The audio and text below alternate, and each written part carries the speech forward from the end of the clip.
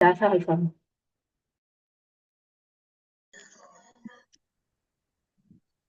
श्रीशैलेशदयापात्रम् धीभक्त्यादिगुणार्णवम् यतीन्द्रप्रवणम् वन्दे रम्यजामातरम् मुनिम् लक्ष्मीनाथसमारम्भाम् नाथयामुनमध्यमाम् अस्मदाचार्यपर्यन्ताम् वन्दे गुरुपरम्पराम्। यो नित्यमच्युतपदाम्बुजयुग्मरुक्मव्यामोहतस्तदितराणि तृणाय मेने अस्मद्गुरोर्भगवतोः स्यदयैकसिन्धोः रामानुजस्य चरणौ शरणं प्रपद्ये। मातापिता युवतयस्तनया विभूतिः सर्वं यदेव नियमेन मदन्वयानाम् आद्यस्य नः कुलपतेर्वकुलाभिरामं श्रीमत्तरङ्घ्रियुगलं प्रणमामि मूर्ध्ना। भूतं सरश्च महदाह्वय भट्टनाथ श्रीभक्तिसारकुलशेखर योगिवाहान् भक्ताङ्घ्रिरेणुपरकाल यतीन्द्रमिश्रान् श्रीमत्पराङ्कुशमुनिं प्रणतोऽस्मि नित्यम्। భాగవతోత్తములందరికీ నమస్కారము. శ్రీ వైష్ణవ గురు పరంపర అనే విషయాన్ని మనం కొన్ని రోజులుగా అనుభవిస్తూ వస్తున్నాము. శ్రీ వైష్ణవ గురు పరంపరను అనుసంధించేటప్పుడు ప్రథమాచార్యులుగా అనుసంధించబడేవారు మన రంగనాథ స్వామి. లక్ష్మీనాథ సమారంభ అని మనం రోజు అనుసంధిస్తూ ఉంటాం. అలా లక్ష్మీనాథ సమారంభ అటువంటి ఆ గురు పరంపరలో మధ్యలో ఉండేటువంటి రత్నములాగా విలసిల్లేవారు మన రామానుజ స్వామి. గురు పరంపర అనుభవ ప్రారంభంలో ఈ గురు పరంపర అనే హారంలో 18 మంది ఆచార్యులు ఉంటారు. మధ్యలో ఒక మధ్యమ మణిలాగా విరాజిల్లేవారు మన రామానుజ స్వామి అనే విషయాన్ని మనం చూసాం. సాధారణంగా ఒక చైన్ ఉందనుకోండి, ఒక హారం ఉందంటే మధ్యలో ఒక మణి, ఆ మణి ఏం చేస్తుంది? ఇటువైపు ఉండే వరుస అటువైపు ఉండే వరుస రెండిటికి శోభను అందజేస్తుంది. అలాగే మన రామానుజ స్వామి గురు పరంపరలో తమకు ముందు వచ్చిన వాళ్ళు, వెనకాల వచ్చేవాళ్ళు, వాళ్ళందరికీ కూడా శోభాదాయకులుగా ఉంటారు. మన సంప్రదాయంలో రామానుజ సంబంధమే మనకు ఉత్తారకము అని మనం అందరం కూడా నమ్ముతాము. అదే రంగనాథ స్వామి యొక్క ఆజ్ఞ. అలాంటి రామానుజాచార్య స్వామి యొక్క చరిత్రను మనము ఈనాడు చూడబోతున్నాము, అనుభవించబోతున్నాము. నిన్న ఆళవందార్ల చరిత్రలో ఒక భాగాన్ని అనుభవించాం మనం. ఆళవందార్లు ఎలా ఆళవందారయ్యారు, ఎలా సన్యాసాశ్రమాన్ని పొందారు, ఇటువంటి విషయాలను మనము అనుసంధించుకున్నాం. ఇకపై రామానుజుల వారి అవతారం గురించి మనము చర్చించుకోవాలి. రామానుజుల వారిని చూస్తూ ఉంటే వారు ఎవరి అవతారము అని అడిగితే శేషోవా సైన్యనాథోవా శ్రీపతిర్వా ఇది సాత్వికైః వితర్క్యాయ మహాప్రాజ్ఞైః భాష్యకారాయ మంగళం అని మంగళం పాడేటట్లు ఉంటుంది. వారి వైభవాన్ని చూస్తే సాక్షాత్ ఆదిశేషుడే దిగొచ్చాడు, లేదు ఆ భగవంతుడే దిగొచ్చేశాడు. శేషోవా సైన్యనాథోవా విశ్వక్సేనులే వచ్చేశారు. శ్రీపతిర్వా లక్ష్మీనాథుడైన భగవంతుడే వచ్చేశాడు. ఆదిశేషుడా, విశ్వక్సేనుడా, సాక్షాత్తు భగవంతుడా, లేకపోతే పంచాయుధాల యొక్క అవతారమా అన్నట్లుగా వారి వైభవాన్ని చూస్తూ ఉంటే అందరూ అవతరించారు అని చెప్పేంత వైభవము రామానుజుల వారికి. కానీ సంప్రదాయం ఏంటి అంటే రామానుజుల వారు ఆదిశేషుల యొక్క అవతారము. అనంత ప్రథమం రూపం, లక్ష్మణస్తు ద్వితీయకః, బలభద్రస్తృతీయస్తు కలౌ కశ్చిత్ భవిష్యతి. ఒక పురాణంలో అనంత ప్రథమం రూపం, ఆదిశేషుని రూపాల్లో అనంత ప్రథమం రూపం, అనంతుడిగా ఉండారు, ఆదిశేషులు ఉంటారు. లక్ష్మణస్తు ద్వితీయక, రెండో రూపం ఏంటి?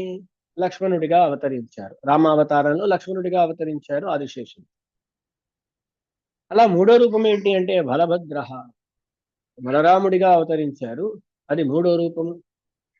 చివరికి కలౌ కశ్చిత్ భవిష్యతి, కలియుగంలో కూడా ఒక అవతారం ఉంది అని పురాణంలో చెప్పారు. అదెవరు అంటే మనం అంటాం కలౌ రామానుజ స్మృత, కలికాలంలో కలియుగంలో రామానుజులుగా అవతరించారు. అలా అవతరించడానికి కారణం ఏంటంటే భగవంతుని యొక్క సంకల్పము, భగవంతుని యొక్క ఆజ్ఞ. పరమపదంలో వేంచేసి ఉన్నటువంటి ఆదిశేషులను చూసి భగవంతుడు నియమించాడు. ఏం నియమించాడు? ఈ సంసారంలో అందరూ కూడా సరైన జ్ఞానాన్ని పొందకుండా చాలా ఇబ్బంది పడుతూ ఉన్నారు. వాళ్లను ఎలాగైనా ఉద్ధరింపజేయాలి. మీరు కొంచెం కిందికి వెళ్ళి, సంసారానికి వెళ్ళి, అక్కడ ఓ 200 ఏళ్ళు, భగవంతుడు ఆజ్ఞాపించింది ఎంత అంటే 200 ఏళ్ళు ఇక్కడ ఉండి అందరినీ ఉద్ధరింపజేయాలి అని భగవంతుడు నియమిస్తే, అలా ఆదిశేషుడు రామానుజులుగా అవతరించాడు. ఆదిశేషు ఆదిశేషుడు అలా అవతరించాడు. ఇప్పుడు భగవంతుడు నియమించింది అయితే 200 సంవత్సరాలు, కానీ సంసారంలో పాపం వారు 120 సంవత్సరాలు మాత్రమే ఉండగలిగారు.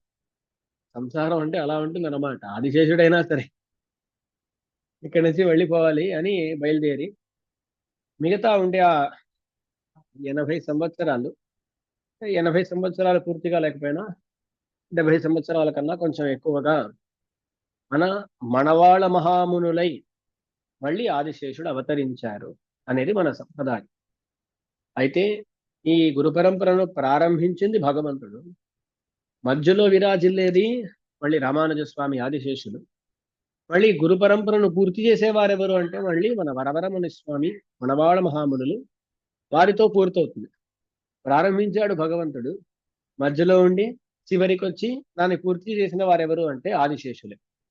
అలా ఆదిశేషుణ్ణి భగవంతుడు నియమించగా, ఆజ్ఞాపించగా ఇలా రామానుజులుగా ఆదిశేషులు అవతరించారు అనేది మన సంప్రదాయం. ఎక్కడ అవతరించారు, ఎప్పుడు అవతరించారు, ఎలా వారి అవతారం కలిగింది, మనం నిన్న చూసాము. ఆళ్లవందారు స్వామి శ్రీరంగంలో వేంచేసి ఉండి అలా సంప్రదాయ ప్రవర్తన కైంకర్యం చేస్తూ ఉండగా ఆ సందర్భాన భూతపురి అని చెప్పబడే శ్రీపెరుంబుదూర్ అనే చోట, శ్రీపెరుంబుదూర్ అనేది రామానుజుల వారి అవతార స్థలం, అందరికీ తెలుసుంటుంది కదా. దాని సంస్కృతంలో భూతపురి అని అంటారు, మహాభూతపురి అని కూడా అంటారు. ఆ చోట ఒక స్వామి కేశవ సోమయాజీ అనే ఆయన, వారు అక్కడ ఉండేవారు. వారికి పెళ్ళయింది, వివాహమైంది. ఎవరితో అంటే మన ఆళ్లవందారు స్వామి వారి శిష్యుల్లో శ్రీశైల పూర్ణులు అనే ఒక స్వామి గురించి నిన్న చూసాం మనం. శ్రీశైల పూర్ణ, శ్రీశైల పూర్ణులు అని చెప్పబడే పెరియ తిరుమలై నంబి అనే స్వామి. తమిళంలో పెరియ తిరుమలై నంబి అంటారు, సంస్కృతంలో వారికి పేరు శ్రీశైల పూర్ణులు. వారు ఆళ్లవందారు వారి శిష్యులు. ఆ శ్రీశైల పూర్ణులకు ఇద్దరు ఇద్దరు సహోదరీమణులు, చెల్లెళ్ళు ఉంటారన్నమాట. ఒక ఆమె కాంతిమతి అని చెప్పబడుతుంది. ఆ కాంతిమతి మన కేశవ సోమయాజికి ఆ అంటే కేశవ సోమయాజిని పెళ్లాడింది అనమాట. అంటే వాళ్ళిద్దరికి వివాహం జరిగింది, కేశవ సోమయాజి కాంతిమతి. ఆ కాంతిమతి అనే ఆ ఆమెకు వారికి తమిళంలో పేరు చెప్పేటప్పుడు ఏమంటారంటే భూమి పిరాట్యార్, భూమిదేవి అని పేరంట. అలా వారి చెల్లి ఆమెకు పెరియ పిరాట్యార్ అని పేరు, లక్ష్మీదేవి అని పేరు. భూదేవి శ్రీదేవి అనుకోండి, భూదేవి కానీ పెద్దది. ఆమెకు కేశవ సోమయాజితో వివాహం జరిగింది. వాళ్ళు శ్రీపెరంబుదూరులో ఉన్నారండి. ఇటువైపు మన ఈ శ్రీదేవి అంటే పెరియ విరాటియార్ వారికి కమలనయన భట్టర్ అనే ఒక స్వామి, వారితో పెళ్లి జరిగింది. వారు ఎక్కడ ఉంటారు అంటే మഴలై మంగళం అనే చోటు అనే ఒక ప్రదేశం ఉంది. దాన్ని మధురై మంగళం అంటారు. ఈ కాలంలో మధుర మంగళం అని అంటారు. అది కాంచీపురం, ఈశ్వరముద్ర ఆ ప్రాంతంలోనే వస్తుంది అనమాట. కాంచీపురంలో నుంచి దాదాపు ఒక గంట పడుతుంది అనుకోండి అక్కడికి వెళ్ళటానికి. అక్కడ మడలిమంగళం అనే చోట వారు కమలనయన భట్టర్ అనే స్వామి వారితో వివాహం జరిగింది చెల్లికి. ఇప్పుడు ఈ కాంతిమతి సుతులు రామానుజ స్వామి కదా. అలా కమలనయన భట్టర్, తిరి విరాట్యార్ వాళ్లకు జన్మించిన వారు గోవింద భట్టర్ అని చెప్పబడే మన ఎంబారు స్వామి, ఎంబార్ అని చెప్పబడే గోవింద భట్టులు వారు అవతరించారు. ఇప్పుడు ఇద్దరికి కూడా మన శ్రీశైల పూర్ణ పెరియ తిరుమల నంబి మేనమామ అవుతారు కదా. వాళ్ళ చెల్లికి పుట్టిన వాళ్ళు కాబట్టి వారు మేనమామ అవుతారు. సరే, ఇది విషయం. ఇప్పుడు ఆదిశేషుణ్ణి భగవంతుడు నియమించాడు. ఇటువైపు వీళ్ళిద్దరికీ పెళ్ళైంది, కేశవ సోమయాజి, కాంతిమతి. సరే, వీళ్ళిద్దరికి పెళ్ళైన తరువాత ఒకసారి వాళ్ళు పార్థసారథి భగవంతుడు చెన్నైకి మద్రాసుకు వెళ్ళారంటే అక్కడ ఖచ్చితంగా దర్శించుకోవాలంటే పార్థసారథి భగవంతుడిని దర్శించుకోవాలి. తిరువల్లికేణి అని చెప్పబడే అద్భుతమైన అందమైన దివ్యదేశము. అక్కడ భగవంతుడు ఎన్నో దివ్యమంగళ విగ్రహాలను పరిగ్రహించి వేంచేస్తున్నాడు అనమాట. అక్కడ తెళ్ళియ సింగర్ అంటారు, అక్కడ నరసింహస్వామిగా వేంచేస్తున్నాడు. అది కాకుండా పార్థసారథిగా వెంకటకృష్ణుని అంటారు, అలా వేంచేస్తున్నాడు. రంగనాథ స్వామి మన్నాథర్ అని వారికి తిరునామం అన్నమాట, అలా వేంచేసి రంగనాథ స్వామిగా వేంచేస్తున్నాడు. వరదరాజు గరుడ వాహనారూఢుడైన వరదరాజస్వామిగా వేంచేస్తున్నాడు. అలా చాలా దివ్యమంగళ విగ్రహాలను పరిగ్రహించి అక్కడ తిరువల్లికేణి క్షేత్రంలో, కైరవణి క్షేత్రం అంటారు, అక్కడ వేంచేస్తున్నాడు భగవంతుడు. అక్కడ వెళ్ళి ప్రార్థించుకున్నారన్నమాట. భగవంతుడా, మాకు సత్సంతానం కలగాలి. సత్సంతానం కలగాలి అంటే ఆ భగవంతుడు అన్నాడంట, నాలాంటి ఒక పిల్లవాడు పుడతాను, నేనే వచ్చి పుడతాను అని ఆ భగవంతుడు అనుగ్రహించాడు. అందుకని రామానుజుల వారి గురించి చెబుతూ పార్థసారథి స్వామి యొక్క అవతారము అని కూడా అంటారు. పార్థసారథి స్వామి యొక్క అవతారము, భగవంతుని యొక్క అంశము కలిగిన వారు రామానుజులు. మీరు చూసారంటే అక్కడ తిరువల్లికేణి క్షేత్రంలో ఎప్పుడైనా ఆళ్వార్లకు ఆచార్యులకు తిరునక్షత్రం అప్పుడు ఆ ఊరేగింపు పొరపాటు అవి జరుగుతూ ఉంటాయి. జరిగేటప్పుడు ఏమవుతుంది అంటే భగవంతుడు వేంచేస్తారు, అంటే పార్థసారథి భగవంతుడు వేంచేస్తే ఆ ఆచార్యులు ఎవరైనా ఆళ్వార్లైనా ఆచార్యులైనా సరే వాళ్ళు ఏం చేస్తారంటే ఆ భగవంతుడిని చూస్తూ వాళ్ళు అలా వెళ్తారనమాట. భగవంతుడు ముందు ఆళ్వార్ల ఆచార్యులు వాళ్ళు భగవంతుడిని చూసేటట్లుగా అలా వేంచేస్తారు. అలా పొరపాటు జరుగుతుంది అనమాట అప్పుడప్పుడు. కానీ రామానుజుల వారి ఉత్సవంలో మాత్రం పార్థసారథి భగవంతుడు రారు. ఎందుకంటే రారు అంటే ఆ పార్థసారథియే కదా రామానుజ స్వామి. అందుకని వీరి కోసం మళ్ళీ వారు రావటం ఏంటి, ఇద్దరు ఒకరే కదా, తనను తాను నమస్కరించుకునేటట్లు ఎందుకు అని పార్థసారథి భగవంతుడు వేంచేయట్లేదన్నమాట. అలా ఆ పార్థసారథి భగవంతుని యొక్క అనుగ్రహము చేత ఇలా అవతరించారు మన రామానుజ స్వామి. వారు ఎప్పుడు అవతరించారు అంటే ఒక పింగళ సంవత్సరంలో చైత్ర మాసంలో శుక్ల పక్షంలో పంచమి తిథి గురువాసరము ఉండగా ఆర్ద్ర నక్షత్రంలో అవతరించారు మన రామానుజ స్వామి. వారు అవతరించిన నక్షత్రం చూసారా, ఆర్ద్ర నక్షత్రము. ఆర్ద్ర నక్షత్రము అని ఆ నక్షత్రానికి పేరు. ఇప్పుడు ఆర్ద్ర అంటే ఏంటి అంటే ఎప్పుడైనా ఏమైనా తడిచి ఉందనుకోండి, ఇప్పుడు నీళ్లున్నాయి, నీళ్ల చేత ఏమైనా తడిచిపోయింది అనుకోండి, దాన్ని ఏమంటాం, ఆర్ద్రము అంటాం. ఆర్ద్రము. సాధారణంగా ఎవరికైనా మనస్సు కఠినంగా ఉందనుకోండి, అంటే వాళ్ళకి అంతగా కరుణావి ఉండమనుకోండి, కఠిన హృదయులు అని అంటాం మనం. అదే వాళ్లకు చాలా కరుణ ఉంటుంది అనుకోండి, చాలా ఆర్ద్ర హృదయం కలిగిన వారు అంటామా. అలా వారి యొక్క హృదయాన్ని చూపించేటట్లుగా నక్షత్రం కూడా వచ్చింది చూసారా, ఆర్ద్ర నక్షత్రం అన్నమాట. రామానుజుల వారి కరుణామయ హృదయమును చూపించేటట్లుగా ఉండేటువంటి ఆ ఆర్ద్ర నక్షత్రం, ఆ ఆర్ద్ర నక్షత్రంలో మన రామానుజ స్వామి అవతరించారు. చిత్తిరయ్యల్ చెయ్య తిరువాదిరై.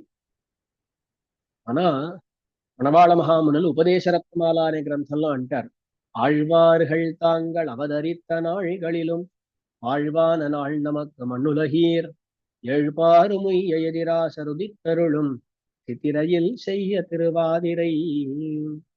మన ఆళ్వార్లు అవతరించిన దినాలు, వాటి ముందే మనం చాలా విస్తృతంగా చూసాం, ఎప్పుడెప్పుడు ఎవరెవరు ఎక్కడెక్కడ అవతరించారు అని. వాళ్ళు అవతరించిన దినాల కన్నా ఆళ్వాர்கள் தாங்கள் అవతరిத்த నాళ్களிலும் வாழ்வான నాள் నమకు మన్నులహీర్. వాళ్ళు అవతరించిన దినాల కన్నా మనకు చాలా ముఖ్యమైన దినము. మనకు ఉజ్జీవనాన్ని ఏర్పరిచేటువంటి దినం ఏంటి అంటే మన రామానుజులు అవతరించినటువంటి చిత్తిరయిల్ చెయ్య తిరువాదిరై, చైత్రమాసంలో ఉండేటువంటి ఆర్ద్రా నక్షత్రము అని ఇలా అంటారు. అలా లోకోజ్జీవన హేతువుగా రామానుజ స్వామి ఆ సందర్భాన అవతరించారు. ఇలా వీరు అవతరించారు అనే సమాచారాన్ని విని సరిగ్గా వీరికి నామకరణం చేసేటువంటి ఆ సందర్భంలో మన మేనమామ ఎవరండి, శ్రీశైలపూర్ణం వారు వేంచేశారన్నమాట. వారు వేంచేసి వీరిని కటాక్షించి సర్వలక్షణ సంపన్నులై సకల శాస్త్ర పారంగతులై వీరు ఈ లోకంలో అందరికీ ఉజ్జీవన హేతు అయి ఉంటారు అని ఆశీర్వదించి ఆ సందర్భాన వీరికి నామకరణం చేసేటప్పుడు వీరిని చూస్తే అన్ని లక్షణాలు సరిగ్గా ఉన్నాయి. అప్పుడు ఆ లక్షణాలు అన్ని సరిగ్గా ఉండటం చేత లక్ష్మణ అని పేరు పెడదాము. లక్ష్మణ అని పేరు పెడదాము ఎందుకంటే లక్ష్మణో లక్ష్మీ సంపన్న అని రామాయణం చెబుతోందనమాట. లక్ష్మణుడు ఎటువంటి వాడు అంటే లక్ష్మీ సంపన్న, లక్ష్మీ సంపన్నుడు, సకల లక్షణ సంపన్నుడు అనమాట. అలా వీరికి కూడా సర్వ లక్షణాలు ఉండటం చేత వీరికి లక్ష్మణ అని పేరు పెట్టారు. తమిళంలో ఇళయాళ్వార్ అని అంటారండి. ఇళయాళ్వార్ అని పేరు. దాన్ని సంస్కృతంలో చెప్పేటప్పుడు లక్ష్మణ రామానుజ అన్నట్లు అనుకోవచ్చు. కానీ మీరు దివ్య సూర్య చరిత్రం చూసారంటే అక్కడ రామానుజ అని పేరు పెట్టారు అని అంటారు. సో వీరికి ఏర్పడిన పేరు, మొదట పెట్టబడిన పేరు ఎవరి చేత, శ్రీశైల పూర్ణుల చేత పెట్టబడిన పేరు రామానుజ. తమిళంలో ఇళయాళ్వార్ అని అంటారు. అందుకని గురు పరంపరా గ్రంథంలో చూసారంటే ఇళయాళ్వార్ వైభవం అని చెబుతారన్నమాట. అలా అవతరించారు. ఆ సందర్భంలో మరొక పని కూడా చేస్తారన్నమాట. శ్రీశైల పూర్ణులు ఆ నామకరణ ఆ సందర్భంలోనే వారికి శంఖచక్ర లాంఛనం కూడా చేశారు. ఈ సంప్రదాయం ఈ మధ్య కాలంలో అంతగా ఎక్కడ ప్రాచుర్యంలో లేదు. ఇంకా కూడా ఉత్తర భారతంలో కొందరు చేస్తున్నారు అన్నట్లుగా విన్నాను, అంతే, అసలు చూసింది లేదు. కానీ ఒక ఎవరైనా పుట్టిన వెంటనే ఆ నామకరణం అయ్యే సందర్భంలో కూడా శంఖచక్ర లాంఛనం చేసేవారు. ఆ సందర్భంలో ఆ కాలంలో మన పెరియ తిరుమల నమ్మి రామానుజుల వారికి చేశారన్నమాట. దక్షిణంతు భుజం పూర్వం చక్రేణ ప్రతపేచ్చిశోహ వామాంసం ప్రతపేత్ పశ్చాత్ శంఖేనైవ ద్విజోత్తమ. శిశోహ ఆ శిశువు యొక్క దక్షిణంతు భుజం పూర్వం, దక్షిణ భుజంలో చక్రాంకణం చేయాలి. దాని తర్వాత వామభుజంలో శంఖము అని ఇలా శంఖచక్ర లాంఛనం ఆ సమయంలో కూడా చెప్పబడినది. అంటే ఇప్పుడు పంచ సంస్కారాల గురించి మనం ముందే చూసాం. ఆ పంచ సంస్కారంలో ఒకటి తాప సంస్కారము అనేది. ఆ తాప సంస్కారం మాత్రము ఆ సందర్భంలో కూడా చేయబడేది. సాధారణంగా మీరు చూసారంటే చాలా స్ట్రిక్ట్ గా సంప్రదాయాన్ని ఫాలో చేసేవాడు. వాళ్ళు ఎవరికైనా సమాశ్రయణము కాకపోతే, పంచ సంస్కారాలు కాకపోతే వాళ్ళు స్పర్శ యోగ్యులు కాదు అన్నట్లుగా చూస్తారన్నమాట. అందుకని పంచ సంస్కారము పొందుట చాలా ముఖ్యము అని భావించేవారు. అందుకని పుట్టిన ఆ శిశువుకు కూడా ఒక శుద్ధి ఏర్పడేటట్లుగా, సంస్కారం ఏర్పడేటట్లుగా తాప సంస్కారము చేయించేవారు. కానీ ఏంటి అంటే మనకు వయసైన తరువాత చేసేటప్పుడు బాగా ఆ ముద్ర పడేటట్లుగా, అది బాగా నిలబడేటట్లుగా పెడతారు. కానీ శిశువుకి చేసేటప్పుడు అలా కాకుండా కొంచెం ఆ వేడి లేకుండా దాన్ని కొన్ని చోట్ల పుష్ప సమాషణం అని కూడా అంటారన్నమాట. అంటే వేడి కలగకుండా, వేడి లేకుండానే అలా ఇప్పుడు మన ఊర్ధపుండ్రం తిరుమణి ఉంటుంది కదా, ఆ తిరుమణిలోనే అలా పెట్టేసి అలా ముద్ర పెట్టడం అలాంటి కొన్ని సంప్రదాయాలు ఉన్నాయన్నమాట. అలా చేసేవారు అని విన్నాను. సరే, ఇలా ఇదైతే గ్రంథంలో ఉంది. రామానుజుల వారికి జరిగింది అనే విషయం అయితే ఇలా చాలా స్పష్టంగానే మన గురు పరంపర గ్రంథంలో దొరుకుతుందన్నమాట. అలా ఇళయాళ్వార్ అనే పేరు పెట్టి వారికి శంఖచక్ర లాంఛన కూడా చేసి మన శ్రీశైల పూర్ణులు మళ్ళీ తమ ప్రాంతానికి వెళ్ళిపోయారు. వారు ఉండేది ఎక్కడ? వారి పేరు అని తెలుస్తుంది కదా, శ్రీశైల పూర్ణులు. పెరియ తిరుమలైనం, వారు తిరుమలకి వెళ్ళిపోయారు అన్నమాట. దాని తర్వాత రామానుజుల వారికి ఆయా వయస్సుల్లో ఉపనయనం మొదలగు సంస్కారాలన్నీ చేయాలి. చౌలం, ఉపనయనం ఇలాంటి సంస్కారాలు ఏ సంస్కారాలను చేయాలో ఆ సంస్కారాలన్నిటినీ చేయిస్తూ వచ్చారు మన కేశవ సోమయాజి. మన రామానుజ స్వామి కూడా ఆ సందర్భంలో ఏ సందర్భంలో ఏ అధ్యయనం చేయాలో ఆ అధ్యయనాలన్నింటినీ కూడా పూర్తి చేసుకున్నారు. సాధారణంగా ఉపనయనం అనేది ఎందుకు చేస్తారు అంటే వేదాధ్యయనం చేయించటం కోసం. ఈ కాలంలో ఏదైపోయినా అది ఒక ఫంక్షన్ అంతే. ఉపనయనం అంటే ఒక ఫంక్షన్. ఉపనయనం కోసం అని చాలా వందల మందిని పిలిచి వాళ్లకు భోజనాలు పెట్టి వాళ్ళకి ఏదో గిఫ్ట్లు అవి కొనిచ్చేసి ఏదో చాలా ఖర్చు చేసి ఎంతో పెద్ద ఏదో పని చేసాం అన్నట్లుగా అందరూ భావిస్తున్నారు అనమాట. ఉపనయనం అనేది ఫంక్షన్ కాదండి, అదొక సంస్కారము. అదొక సంస్కారం. ఇప్పుడు వివాహం చేస్తున్నాం అనుకోండి, వివాహాన్ని ఒక ఫంక్షన్ లా, అది కూడా ఒక సంస్కారమే. కానీ దాన్ని ఒక ఫంక్షన్ లా చేయటంలో పెద్ద తప్పేం లేదు. ఎందుకంటే నలుగురికి తెలియాలన్నమాట. చాలా మందికి తెలియ, ఇలా వీళ్ళిద్దరూ కలిసి ఉన్నారు, వీళ్ళిద్దరూ కలిశారు, ఇద్దరు భార్యాభర్తలు అయ్యారు ఇప్పుడు అనే విషయం లోకమంతా తెలుసుకోవాలి. అందుకని దాన్ని ఒక ఫంక్షన్ లా చేసినా పెద్ద తప్పేం లేదు. సంస్కారంలో ఏం చేయాలో ఆ పనులను కూడా చేసి దాని తర్వాత ఒక ఫంక్షన్ లా చేసుకోవడంలో తప్పేం లేదు. కానీ ఆ వివాహంలో కూడా మళ్ళీ ఎంత పెద్దగా చేయాలి, అంత హడావడి కావాలా, ఆ విషయాలన్నీ ఉన్నాయి. అది పక్కన పెడితే ఈ ఉపనయనం అనేది వచ్చేసరికి, ఉపనయనం అనేది ఏదో ఒక ఫంక్షన్ కాదండి. ఉపనయనం అనేది ఒక సంస్కారం. ఆ సంస్కారం అంటే ఏంటి? ఎప్పుడూ కూడా ఒక యోగ్యతను కలగజేసేది సంస్కారము అని అంటారు. యోగ్యతాపాదనం కర్మ సంస్కార. ఏదో ఒక యోగ్యతను కలగజేసేది సంస్కారం. ఇప్పుడు ఉపనయనం అనే సంస్కారం ఏం చేస్తుంది అంటే అతను వేదాధ్యయనం చేయటానికైన యోగ్యతను అది సంపాదించి పెడుతుంది అనమాట. ఇప్పుడేమవుతుంది, ఉపనయనం పెద్దగా హడావిడిగా చేస్తాడు. ఉపనయన తర్వాత వేదాధ్యయనం ఎక్కడండి? ఇది ఎలా అంటే చాలా హడావిడిగా కాలేజీకి వెళ్ళి సీటు తీసుకున్నారు అనమాట. అప్లికేషన్ ఫామ్ చేస్తారు, అన్నీ చేశారు. కానీ అసలు కాలేజీకి ఒక్కరోజు కూడా వెళ్ళలేదు. దానివల్ల ఏమైనా ప్రయోజనం ఉందా అండి? అలాగే ఉపనయనం చేసుకోవటం కూడా. ఉపనయనం చేయటం ఎందుకు? అడ్మిషన్, అదొక అర్హతను ఇస్తుంది అనమాట. ఇకపై వేదాధ్యయనం చేయవచ్చును అని. ఈ అడ్మిషన్కి అంత హడావిడి చేస్తాం, కానీ వేదాధ్యయనం చేయిస్తున్నావా అంటే లేదు, ఎక్కడా లేదు. అందుకని ఆ ఉపనయన సంస్కారం అనేది ఎందుకు అంటే వేదాధ్యయనం చేయటానికైనా యోగ్యత, ఆ యోగ్యతాపాదనమైన కర్మము ఆ ఉపనయన సంస్కారము అనేది. దాని పేరు చూడండి, ఉపనయనం. ఉప అనే మాటకు సమీపము అని అర్థం. నయనం అనే మాటకు తీసుకువెళ్ళుట. ఒక ఆచార్యులు తన శిష్యుణ్ణి వేదము పక్కకు, వేద సమీపమునకు తీసుకువెళ్తున్నారు. అదే ఉపనయనము అనే మాటకు అర్థం. సమీపానికి తీసుకువెళ్ళటం. దేని సమీపంలో? వేదము, బ్రహ్మము, దాని పక్కకు తీసుకువెళ్ళుట. సరే, కానీ ఆ కాలంలో అలా కాదు. ఉపనయన సంస్కారం కూడా జరిగింది. మన స్వామి వేదాధ్యయనం అంతా చేశారు. వేదాధ్యయనం చేసేటప్పుడు సాంగోపాంగ అధ్యయనము అంటారు. వేదానికి అంగాలు ఎన్నో ఉన్నాయి? 6 అంగములు.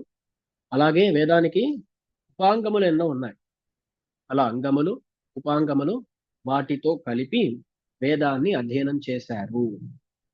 దాంట్లో క్రమాంత అధ్యయనము అని ఒకటి అంటారు. సాధారణంగా ఈ కాలంలో వేదాధ్యయనం అంటే ఏంటి? వేదాన్ని కంఠస్థీకరణ చేయడం, దాన్ని బాగా బట్టి పట్టడం, అది వేదాధ్యయనం మొదట చేయడం. దాని తర్వాత వేదం సంహిత ఉందనుకోండి, దాని తర్వాత పదపాఠం, క్రమపాఠం అంటారు. ఇలా నెక్స్ట్ స్టేజ్లు అనమాట. ఆ క్రమాంత అధ్యయనం చేయటం ఆ కాలంలో సంప్రదాయంగా ఉండింది.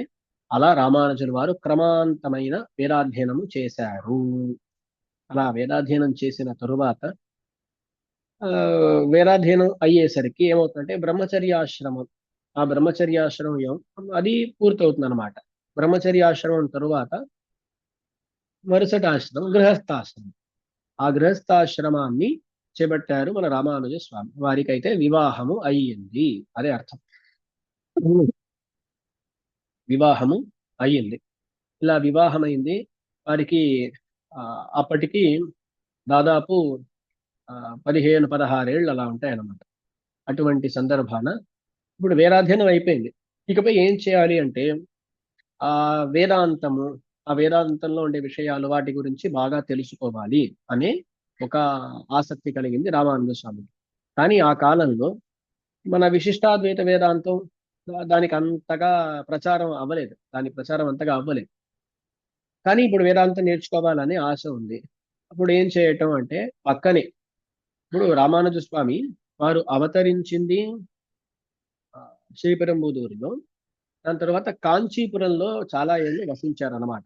వారి నివాస స్థానము కాంచీపురం. ఇప్పటికి కూడా ఒక ప్రదేశం ఉంది అక్కడ, ఉడయవర్ తిరుమాళిగే అంటారు ఒక చోట. ఇక్కడే రామానుజుల వారు ఆ కాలంలో వసించారు అని ఒక చోటు చూపిస్తారు. మన వరదరాజస్వామి గుడి వెనుకాల ఉంటుంది అనమాట. అక్కడ ఉడయవర్ తిరుమాళిగై అని, అక్కడే రామానుజుల వారు వేంచేసి ఉండేవారు. అక్కడ వేంచేసి ఉండటం చేత పక్కనే, పక్కనే అంటే చాలా పక్కన అని కాదు, పక్కన ఒక దివ్యదేశం తిరుపుట్కుళి అనే దివ్యదేశం. జటాయు క్షేత్రం అన్నమాట అక్కడ. జటాయుకి అక్కడే మోక్షం దొరికింది అని ఒక చరిత్ర చెబుతారు. అటువంటి తిరుపుట్కుళి అని చెప్పబడే దివ్యదేశం. ఆ దివ్యదేశంలో యాదవ ప్రకాశులు అనే ఒక అద్వైత సన్యాసి, యాదవ ప్రకాశ అనే అద్వైత సన్యాసి.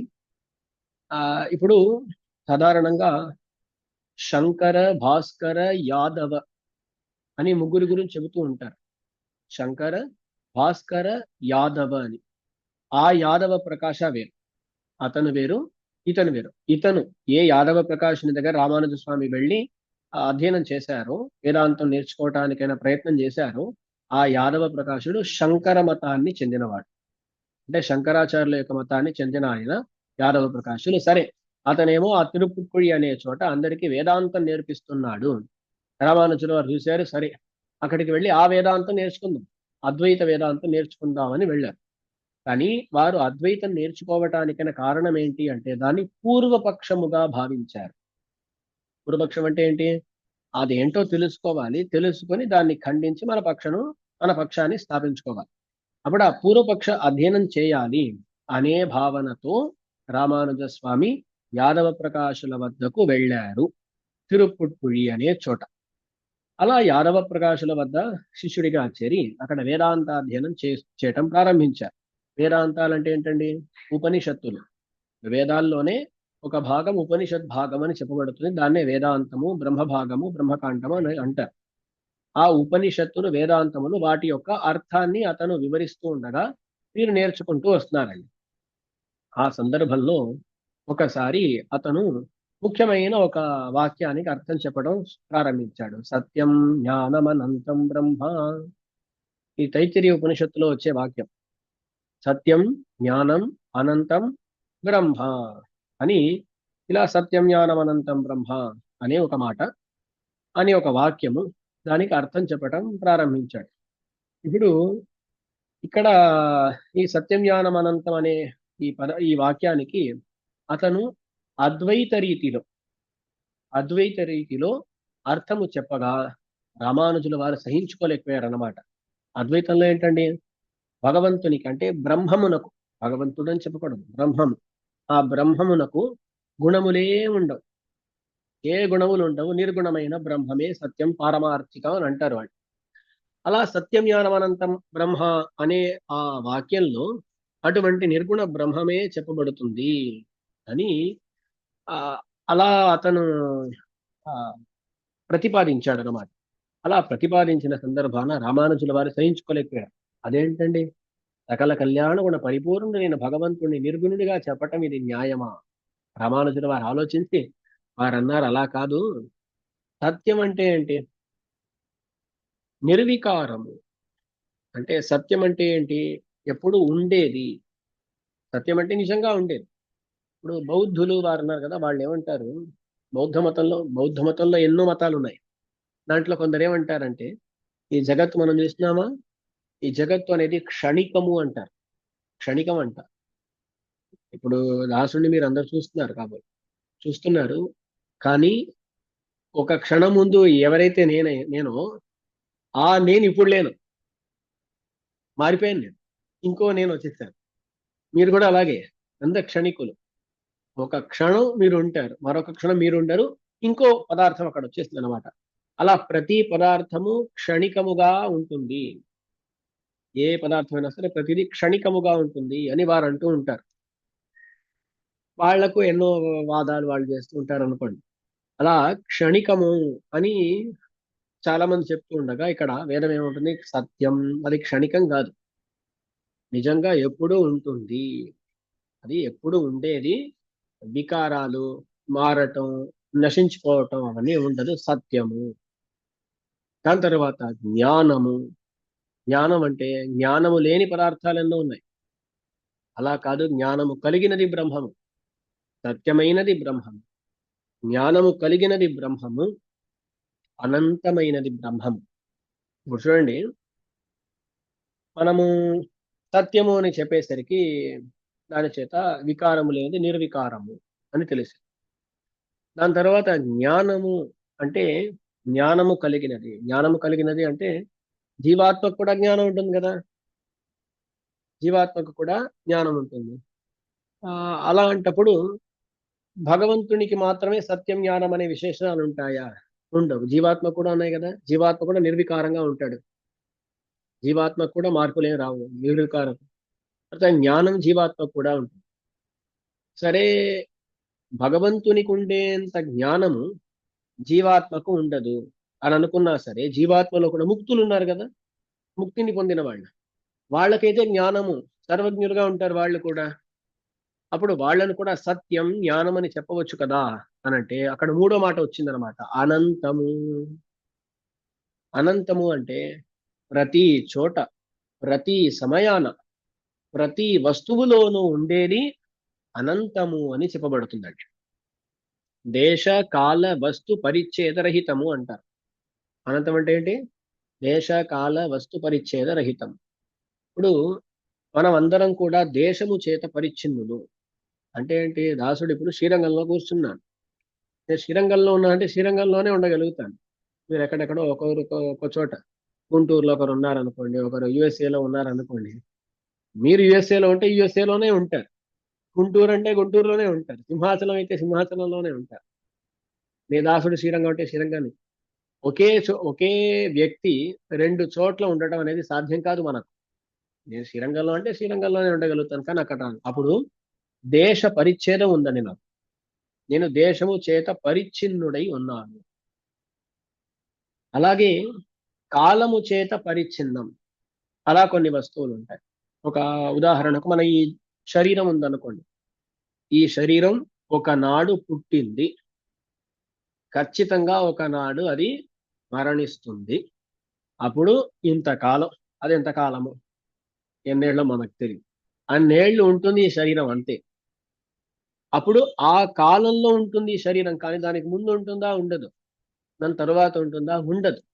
అప్పుడు ఇది కాలము చేత పరిచ్ఛిన్నము అంటారు, రెండో విషయం. మూడోది వస్తు పరిచ్ఛేద. వస్తు పరిచ్ఛేద అంటే ఇప్పుడు ఈ శరీరం ఉంది, ఈ గోడ ఉంది, ఒక చైరు చైరు నా ముందు ఉంది, దాసుడు కిందే కూర్చున్నాను. ఇప్పుడు ఈ చైర్ ఉంది, ల్యాప్టాప్ ఉంది, ఇవన్నీ ఉన్నాయనుకో. ఇప్పుడు బ్రహ్మము ఎటువంటిది అంటే, అహం బ్రహ్మ, గోడ బ్రహ్మ, ఈ ల్యాప్టాప్ బ్రహ్మ అని అలా చెప్పవచ్చు అన్నమాట. ఏ శబ్దాన్ని తీసుకొనైనా అది బ్రహ్మము. అహం బ్రహ్మ, జగత్ బ్రహ్మ, త్వం బ్రహ్మ, వయం బ్రహ్మ అన్నట్లుగా చెప్పవచ్చు అన్నమాట. ఎందుకు అంటే ప్రతి చోట, ఈ గోడలో ఉన్నాడు భగవంతుడు, నాలో ఉన్నాడు భగవంతుడు, నీలో ఉన్నాడు భగవంతుడు, ఈ ల్యాప్టాప్ లో ఉన్నాడు భగవంతుడు. అప్పుడు ప్రతి వస్తువులోనూ భగవంతుడు వేంచేసి ఉండటం చేత వస్తు పరిచ్ఛేదము భగవంతునికి లేదు అని అంటారు. సాధారణంగా వస్తు పరిచ్ఛేదం ఉందంటే ఏంటి? నేను నేనే, మీరు మీరే. నేను గోడ అవ్వలేను, గోడ నేను అవ్వను. నేను మీరవ్వలేను, మీరు నేను అవ్వలేరు కదా. ప్రతి వస్తువు ఆ వస్తువుగానే ఉంటుంది, కానీ పరమాత్మ ప్రతి వస్తువుగాను ఉంటాడు. అంటే ప్రతి వస్తువు లోపల అంతర్యామిగా ఉంటాడు భగవంతుడు. అందుకని మనకు ఈ శరీరం అని చూసామంటే దేశ పరిచ్ఛేదం ఉంటుంది, కాల పరిచ్ఛేదం ఉంటుంది, వస్తు పరిచ్ఛేదం ఉంటుంది. ఆత్మ, జీవాత్మ వస్తువు అని చూసామనుకోండి, అది పరమాణు స్వరూపంగా ఉంటుంది. అణుస్వరూపము అంటారు. దానికి దేశ పరిచ్ఛేదం ఉంటుంది. ఏదో ఒక చోటే ఉంటుంది అన్నమాట ఆత్మ. వస్తు పరిచ్ఛేదం ఉంటుంది. ఆత్మ ఆత్మే కానీ ఆత్మ గోడ అవ్వదు, గోడలోనే ఉండదు. అప్పుడు ఆత్మ ఆత్మే, అప్పుడు వస్తు పరిచ్ఛేదం ఉంటుంది. కానీ ఆత్మకు కాల పరిచ్ఛేదం ఉండదండి. ఎందుకంటే ఆత్మ నిత్యం కదా, ఎప్పుడు అనాది కాలంగా అనంత కాలం దాకా ఉంటుందన్నమాట. అందుకని కాల పరిచ్ఛేదం అనేది ఆత్మకు ఉండదు. అప్పుడు ఆత్మకు దేశ పరిచ్ఛేదం ఉంది, వస్తు పరిచ్ఛేదం ఉంది, కాల పరిచ్ఛేదం లేదు. ఈ శరీరం ఉందనుకోండి, దీనికి దేశ పరిచ్ఛేదం, కాల పరిచ్ఛేదం, వస్తు పరిచ్ఛేదం మూడు ఉన్నాయి. కానీ పరమాత్మకు దేశ పరిచ్ఛేదం లేదు, కాల పరిచ్ఛేదం లేదు, వస్తు పరిచ్ఛేదం కూడా లేదు. ఇప్పుడు నేను శ్రీరంగంలో ఉన్నాను, మీరు ఎక్కడో గుంటూరులోనో ఒక చోట నాకు తెలియదు, చాలా మంది ఎక్కడో నాకు తెలియదు, ఏదో ఆంధ్రాలో ఉన్నారు, యుఎస్ఏలో ఉన్నారు అనుకోండి. పరమాత్మ నాతో పాటు నేనుండే చోట ఉంటూ మీరుండే చోట కూడా ఉంటాడు కదా. అప్పుడు దేశ పరిచ్ఛేదం లేదు, ప్రతి చోట ఉంటాడు. అలాగే కాల పరిచ్ఛేదం లేదు, అంటే ప్రతి కాలంలోనూ, భూతకాలంలో ఉండాడు, ఇప్పుడు వర్తమాన కాలంలో ఉంటున్నాడు, భవిష్యత్ కాలంలో ఉంటాడు. కాల పరిచ్ఛేదం లేదు. సరే, పరమాత్మ ఈ వస్తువులో ఉంటాడు, ఇంకో వస్తువులో ఉండడు అని చెప్పగలుగుతామా? లేదు. ఈ వస్తువుకి అంతర్యామి అయి ఈ వస్తువును చెప్పేటువంటి ఆ పద వాచ్యుడై భగవంతుడు ఉంటాడనమాట. అప్పుడు అహం బ్రహ్మ, జగత్ బ్రహ్మ, సర్వం ఖల్విదం బ్రహ్మ అని ప్రతి వస్తువును కూడా బ్రహ్మము అని చెప్పేటట్లుగా ప్రతి చోట వ్యాపించి ఉంటాడు పరమాత్మ, వస్తు పరిచ్ఛేద రహితుడు. ఇప్పుడు ముక్తుడైనా సరే, ఎవరైనా సరే, వాళ్లకు ఇటువంటి త్రివిధ పరిచ్ఛేద రాహిత్యం అనేది ఉండదండి. త్రివిధ పరిచ్ఛేద రాహిత్యం అనేది ఉండదు. అది ఉండేది ఎవరికి అంటే పరమాత్మకు మాత్రమే. సత్యం, జ్ఞానం, అనంతం అంటే ఇది పరమాత్మకు మాత్రమే ఉండేటువంటి గుణము, అనంతత్వం అనేది. అప్పుడు సత్యం అంటే సాధారణంగా నిర్వికారము అని అర్థం చెబుతారు మన శ్రీ భాష్య మొదలగు గ్రంథాలు. వికారము లేనిది సత్యం. ఈ అచేతన వస్తువు ఉన్నాయి కదా, ఈ గోడ ఈ రోజు ఇలా గోడలా ఉందనుకోండి, ఓ 10 ఏళ్ళు 20 ఏళ్ళు చూసారనుకోండి, ఇది ఇలా ఉండదు, మారిపోతుంది కదా. దాంట్లో వికారం ఏర్పడుతుంది. అప్పుడు భగవంతుడు సత్యం, నిర్వికారుడు అంటే అచేతనంలాగా ఉండడు భగవంతుడు. వికారం ఉండదు భగవంతునికి. కానీ అలా చూస్తే జీవాత్మకు కూడా వికారం ఉండదు కదా, జీవాత్మకు కూడా వికారం ఉండదు. అందుకని ఇప్పుడు ఏం చేశారు, అప్పుడు జ్ఞానం అనే పదం వచ్చింది. అక్కడ మళ్ళీ జ్ఞానం అని పెట్టినా సరే జీవాత్మ కూడా జ్ఞాన స్వరూపుడే, జ్ఞాన గుణాన్ని కలిగిన వాడే. అంటే అప్పుడేమవుతుంది, భగవంతునికి ఉండేటువంటి జ్ఞానము జీవాత్మకు లేదు కదా. మనందరికీ సర్వజ్ఞులేంటి, మనం అన్నిటి గురించి జ్ఞానం ఉందా అంటే ఏం లేదనమాట. అందుకని భగవంతునిలాగా మనం జ్ఞాన గుణకులం కాదు అని చెప్పచ్చు. అలా చూసినా సరే ముక్తులు ఉన్నారు కదా, వాళ్ళకి అంత తెలుస్తుంది కదా అంటే భగవంతుడు అనంతుడిగాను ఉన్నాడు. వాళ్ళు జ్ఞానం, వాళ్ళకి అంత జ్ఞానం ఉన్నా సరే వాళ్ళు దేశ కాల వస్తు పరిచ్ఛేద రహితులు కాదు. కాల పరిచ్ఛేద రహితులు అవ్వచ్చు, కానీ వాళ్ళు ప్రతి చోట ఉన్నారంటే ముక్తులు స్వరూపము చేత ప్రతి చోట ఉండలేరు. ప్రతి వస్తువుకి వాళ్ళు అంతర్యామిగా ఉంటారంటే ఉండలేరు. అందుకని సత్యము, జ్ఞానము, అనంతము అని పెట్టామంటే అచేతనం కన్నా భిన్నంగా ఉండేవాడు, మనలాంటి సంసారుల కన్నా భిన్నంగా ఉండేవాడు, అలాగే నిత్యముక్తులు వాళ్ళకన్నా కూడా భిన్నంగా ఉండేవాడు పరమాత్మ. సత్యం, జ్ఞానమనంతం బ్రహ్మ అంటే ఇలా పరమాత్మ చేతనాచేతన విలక్షణుడు అనే విషయం ఈ వాక్యంలో చెప్పబడుతుంది అని ఇలా నిర్వహించారు మన రామానుజ స్వామి. ఆలోచించండి, దాసుడు ఇలా ఉపన్యాసం చేస్తూ ఉన్నాను, మధ్యలో మీరు ఎవరో కానీ మ్యూట్ ఆపేసి తీసేసి స్వామి ఇలా మీరు వ్యాఖ్యానం చేస్తున్నారు తప్పండి, ఇలాగే వ్యాఖ్యానం చేయాలి మీరు చెప్పారనుకోండి, ఎలా ఉంటుంది? అలా రామానుజ స్వామి తమ ఆచార్యులు అక్కడ నేర్పించే అతను యాదవ ప్రకాశం, అతను ఒక అర్థం చెప్తే కాదండి ఇది తప్పు, ఇలా చెప్పకూడదు, ఇలాగే చెప్పాలి. ఎందుకంటే రామానుజ స్వామి అవతరించింది ఎందుకు? అందరూ కూడా నిర్గుణ బ్రహ్మం నిర్గుణ బ్రహ్మం అని చెబుతూ ఉండగా, అయ్యో సకల కళ్యాణ గుణ పరిపూర్ణమైన మా పరమాత్మకి ఇలా గుణం లేవు, గుణాలు లేవు ఎంత చెప్తారండి మీరు? ఆ గుణములు కలవాడే పరమాత్మ అని చెప్పడం కోసం అని అవతరించిన వారు. వారిని ఎలా ఆపగలరు? అందుకని వారు అలా చెప్పారు. అలా మరొక వృత్తాంతం కూడా జరిగింది. ఒకనాడు ఆ యాదవ ప్రకాశునికి అభ్యంజన స్నానం చేయిస్తున్నారన్నమాట. తైలాభ్యంజనం అంటారు కదా, అదంతా నూనె రాసి అలా స్నానం చేయిస్తున్నారు. ఆ కాలంలో ఒక గురువు వద్దకు వెళ్ళి వారి దగ్గర నుంచి విద్యాభ్యాసం చేయాలి అంటే దానికి గురు శుశ్రూష చేయాల్సి ఉండేది అనమాట. శాస్త్రం అంటుంది, గురు శుశ్రూషయా విద్య పుష్కలేన ధనేన వా అథవా విద్యయా విద్య చతుర్థం నోపలభ్యతే. గురు శుశ్రూషయా విద్య, వెళ్ళి ఆచార్యులకు సేవ చేయాలండి. వారికి బాగా సేవలు చేసి సేవలు అందించి వారు ప్రసన్నులైన తర్వాత వారు ఏదో ఉపదేశించేవారు ఆ కాలంలో. ఇప్పుడు గురు శుశ్రూష చేయొచ్చు. లేకపోతే పుష్కలేన ధనేనమా, చాలా ధనవంతులు పెద్ద రాజులు వాళ్ళు ఉంటే వాళ్లకు సేవ చేసేంత సమయం ఉండదు. వాళ్ళు ఏం చేస్తారు, చాలా డబ్బులు పుష్కలైన ధనేన, చాలా డబ్బులు ఇచ్చి వారిని ప్రసన్నులు గావించి అలా ఉపదేశాలు పొందేవారు. అలా లేకపోతే విద్యయా విద్య, నా దగ్గర ఒక విద్య ఉంది, మీ దగ్గర ఒక విద్య ఉంది అనుకోండి, నేను ఒక విషయం మీకు నేర్పిస్తాను, మీరు నాకు నేర్పించండి అని అలా విద్య నేర్చుకునే వాళ్ళు అనమాట. ఇలా మూడు ఉపాయాలు ఉన్నాయండి.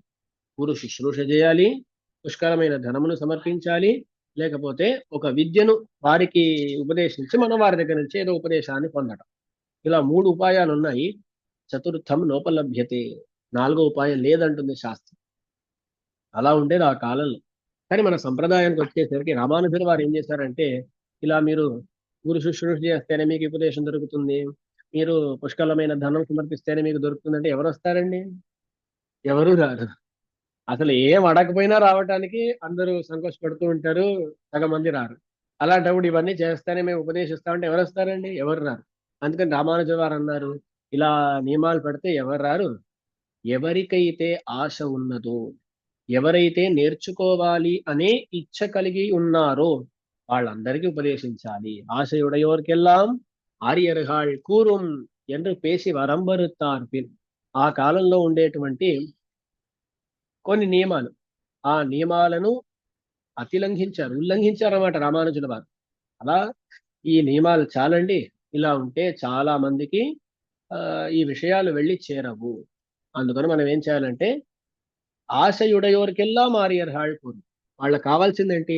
ఆశ ఉన్నదా, కోరిక ఉన్నదా, తెలుసుకోవాలనే కోరిక ఉంటే చాలు, చెబుదాము అని ఇలా ప్రారంభించారు. సరే, అలా ఆ కాలంలో ఉండే స్థితి గురించి చెబుతూ ఉండే యాదవ ప్రకాశునికి అలా కైంకర్యం శుశ్రూష చేస్తూ రామానుజులారు విద్యాభ్యాసం చేస్తున్నారు. ఒకనాడు ఏమైంది, అభ్యంజన స్నానం చేయిస్తున్నారు అన్నమాట. అప్పుడు తైలాభ్యంజనం చేయాలంటే ఈ శిష్యులు ఏం చేసేవాడంటే నూనె రాయటం అలాంటి కైంకర్యాలు సేవలు అందించేవాడు.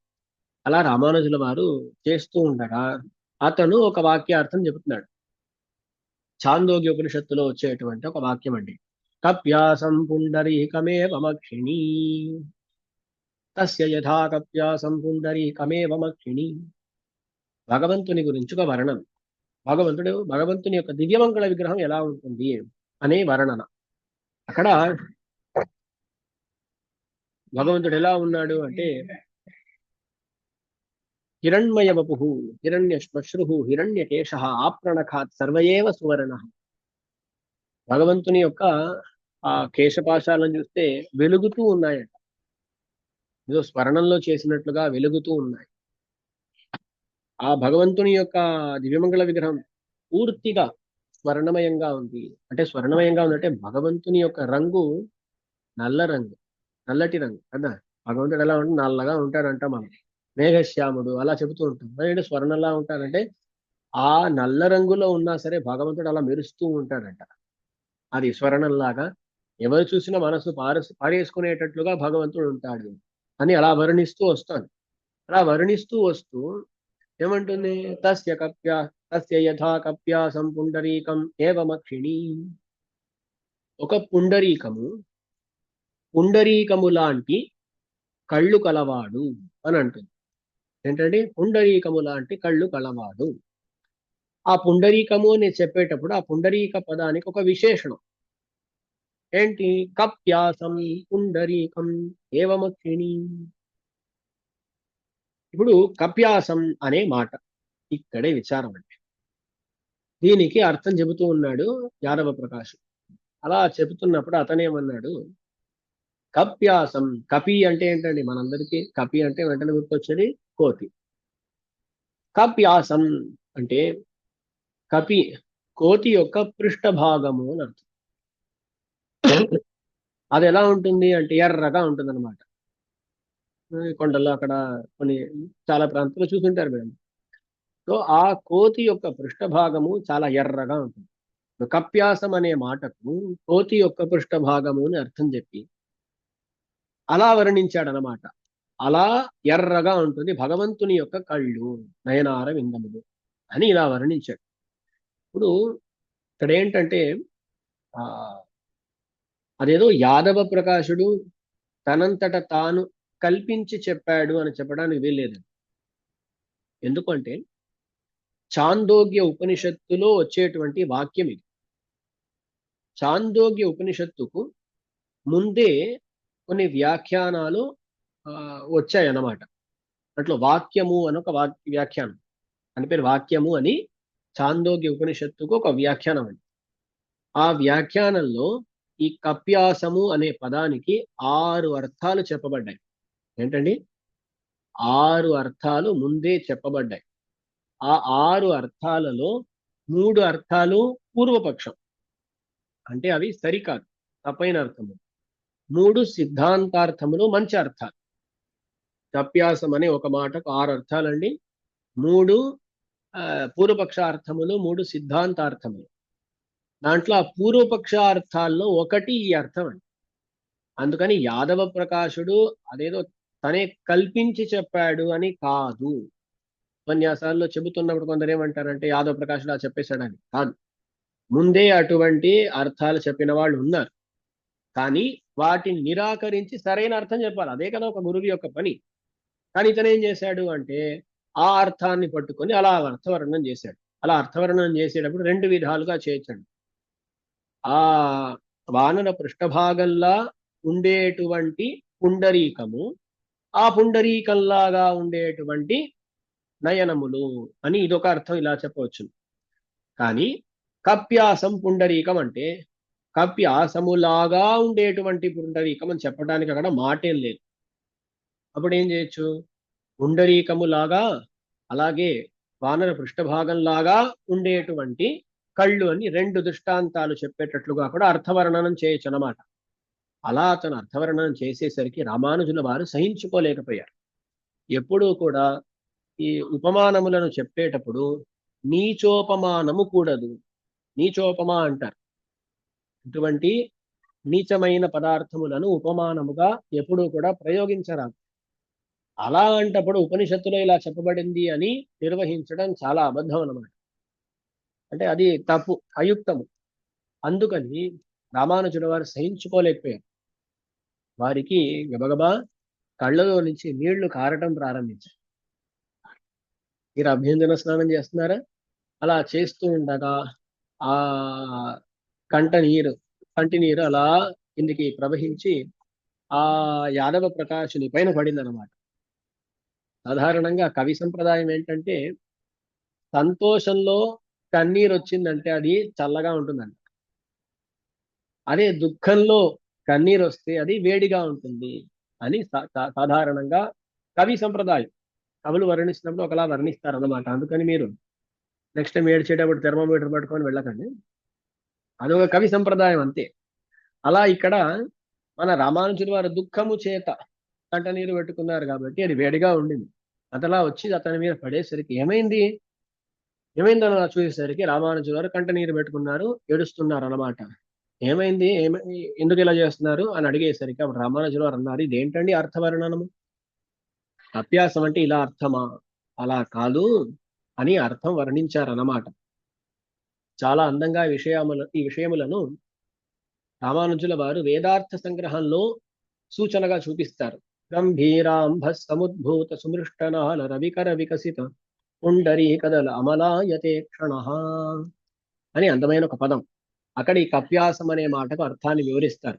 అక్కడ వ్యాఖ్యానంలో శుద్ధప్రకాశికాచార్యులు వారు చాలా అందంగా ఈ 6 అర్థాలు అన్నాను కదా, ఈ 6 అర్థాలేంటి, దాంట్లో 3 పూర్వపక్ష అర్థములేంటి, 3 సిద్ధాంతార్థములేంటి, చాలా విస్తృతంగా వర్ణించారన్నమాట. తత్వసారం అనే ఒక గ్రంథం ఉంది, శ్లోకమయమైన గ్రంథము. దాంట్లో కూడా ఈ 6 అర్థాల గురించి అంతా చెప్పబడింది. ఎందుకంటున్నానంటే, ఇలా రామానుజుల వారు కప్యాసం అనే మాటకు అర్థాలను వివరించారు. దాంట్లో ముఖ్యమైన అర్థం ఏంటి అంటే, కపి అనే మాటకు ఆదిత్యుడు అని అర్థం. ఆదిత్యునికి కపి అనే ఒక పేరు ఉందన్నమాట, కపిహి. ఆదిత్యుడు ఏం చేస్తాడండి? తన కిరణముల చేత జలమును పానం చేస్తాడు, జలమును తాగుతాడు. అప్పుడు తన కిరణముల చేత కమ్ అనే మాటకు జలము అని అర్థం. కమ్ అంటే జలం. కం పిబతి, జలమును తాగేవాడు కపిహి, ఆదిత్యునికి పేరు అన్నమాట. ఆ ఆదిత్యుని చేత వికసించినది కప్యాసము. ఆది ఆదిత్యుని యొక్క కిరణముల చేత వికసించిన పద్మము కప్యాసము, పుండరీకము, కప్యాసమైన పుండరీకం. అలా రవికర వికసితమైన పుండరీకము లాంటి కళ్ళు గలవాడు అని అర్థవర్ణనం చేశారు రామానుజుల వారు. ఎందుకంటే మీరు చూసారంటే దేవాలయాల్లో అక్కడక్కడ ఈ పుండరీకములు అంటే పద్మములను ఆ అక్కడ అమ్ముతూ ఉంటారు. ఇక్కడ ఏమవుతుంది అంటే, ఆ అమ్మేటప్పుడు సరిగా మనం కొనేటప్పుడు ఆ దుకాణం వాడు ఏం చేస్తాడు అంటే, దాన్ని అలా కొట్టి ఇలాగో తీసి దాన్ని వికసింపజేసి ఇస్తాడు అన్నమాట. కానీ వాళ్ళు ఎంత చేసినా అది కొంచెం అందంగా, కొంచెం అందం తక్కువగానే ఉంటుంది అనమాట. అంత అందంగా ఉంటుంది. అదే స్వాభావికంగా రవి కిరణముల చేత వికసించింది అనుకోండి, అప్పుడు చాలా అందంగా ఉంటుంది అనమాట. అందుకని రవికర వికసితమైన పుండరీకము లాంటి కళ్ళు గలవాడు అని ఇలా అర్థవర్ణనం చేశారు రామానుజుల వారు. ఇలా అతను చెప్పే అపార్థములకు మీరు సరైన అర్థం చెప్పటం అనే ఒక రీతి అదలా వస్తూ ఉండిందండి. ఇది ఒక వైపు ఉంటే, మరొక వైపు రామానుజుల వారి యొక్క పిన్ని గారు చూసాం మనం, మధురై మంగళం అనే చోట. ఆ మధురై మంగళం అనే చోట అక్కడ వారికి ఆ కమలనేన భట్టర్ అనే స్వామికి విరివిరాటియార్ అనే ఆ, భార్య, వాళ్ళిద్దరికీ కూడా ఒక పుత్రుడు వారు జన్మించారు. వారు ఏ సంవత్సరంలో జన్మించారు అంటే, వారు క్రోధన సంవత్సరంలో జన్మించారు. మన రామానుజుల వారు ఆ పింగళ సంవత్సరం అని చూసాం మనం. వీరు క్రోధన సంవత్సరంలో అవతరించారు. మధ్యలో ఎన్ని సంవత్సరాలు ఉందని చూడండి మీరు ఎవరైనా ఒకరు. 60 సంవత్సరాలు పింగళ సంవత్సరానికి క్రోధన సంవత్సరానికి మధ్యలో ఎంత అని చూడండి. ఆ ఇప్పుడు ఆ సందర్భాన అవతరించారు. క్రోధన సంవత్సరంలో పుష్య మాసంలో పౌర్ణమి తిథి సోమవారం, పునర్వసు నక్షత్రం. పుష్యమాసంలో పునర్వసు నక్షత్రం అండి, తై పునర్పూసం అంటారు తమిళంలో. అప్పుడు అవతరించారు ఎవరు? గోవింద భట్టర్ అని చెప్పబడే మన ఎంబారు స్వామి. వారు ఇంకా ఎంబారు అవ్వలేదు ఇప్పటికీ, గోవింద భట్టర్. వారికి కూడా పెరియ తిరుమల నమ్మి వారే మేనమామ కాబట్టి వారు వచ్చి వారికి గోవింద అని పేరు పెట్టారు. గోవిందన్ అని పేరు పెట్టేసి వారికి అలాగే ఆ శంఖచక్ర లాంఛనం కూడా చేసి వెళ్ళారు. ఇప్పుడు వారు రామానుజుల వారి కన్నా చిన్నవారు. ఇలా వారికి కూడా క్రమంగా ఈ సంస్కారాలు, ఉపనయన మొదలైన సంస్కారాలన్నీ అయ్యాయి. దాని తరువాత ఒక వయసు వచ్చేసరికి ఇలా ఏం చేయటం, ఎవరి దగ్గర చదువుకోవటం అనే ఆలోచన వచ్చినప్పుడు వారికి ఇలా తమ అన్నయ్య కదా రామానుజుల వారు ఇక్కడ యాదవ ప్రకాశుని దగ్గర అధ్యయనం చేస్తున్నారు అని విని వీరు కూడా ఆ యాదవ ప్రకాశునికి శిష్యులుగా చేరారు. ఆ సందర్భంలో రామానుజుల వారు అతను చెప్పే అపార్థాలన్నిటికీ కూడా ఇలా సరైన అర్థాలు చెబుతూ అలా ఈ వారి అధ్యయనం కొనసాగుతూ ఉంది. దాంతో మనం ఈనాటి కాలక్షేపాన్ని పూర్తి చేసుకుందాం. అప్పుడు రామానుజుల వారు అవతరించారు. అవతరించి వేదాధ్యయనాన్ని సమాప్తి చేశారు. వేదాంత అధ్యయనం, అది పూర్వపక్ష వేదాంత అధ్యయనం కోసమని యాదవ ప్రకాశుల వద్ద చేరారు. అక్కడ ఉంటున్నారు. దాంతో ఈనాటి కాలక్షేపాన్ని మనం పూర్తి చేసుకుందాం. ఇకపై వచ్చే కాలక్షేపాల్లో రామానుజుల వారి చరిత్ర, దాని గురించి ఇంకా విస్తృతంగా చూద్దాం. ఎందుకు అంటే రామానుజుల వారి చరిత్రలో ఎన్నో విషయాలు దాన్ని అందరూ కూడా ఆ, వాళ్లకు తోచినట్లుగా చెబుతూ ఉంటారన్నమాట. కానీ గ్రంథాల్లో, ఆ కాలంలో రచించబడిన గ్రంథాల్లో ఏం చెప్పబడింది అనే విషయాన్ని ఎంతవరకు వీలైతే అంతవరకు ఖచ్చితంగా చెప్పడానికైనా ప్రయత్నం చేస్తాను. దాన్ని వచ్చే వారాల్లో అనుభవిద్దాం. అందరు కూడా మీకు తెలిసిన వాళ్ళు ఇలా రామానుజుల వారి చరిత్రను ఖచ్చితంగా వినాలి అని చెప్పి వాళ్ళని కూడా ఇంట్లో తీసుకురండి, ఎంకరేజ్ చేయండి. శ్రీమతే రమ్యజామాతృ మునీంద్రాయ మహాత్మనే శ్రీరంగవాసినే భూయాన్ శ్రీర్ నిత్యమంగళం ఆళ్వారి మిరుమానార్ జీయర్ శరణం.